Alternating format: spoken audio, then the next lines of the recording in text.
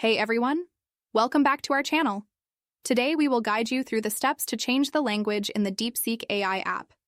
Adjusting the language settings can improve your user experience, especially if you prefer to interact with the app in a different language. So let's dive in.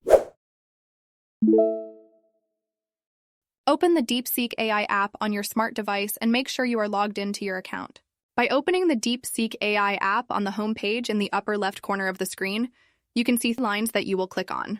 Then, when a new page opens on the left side of the screen, scroll down to your profile and click on it. By clicking on your profile, the next page will open where you will scroll down to the option, App Language, and then click on it.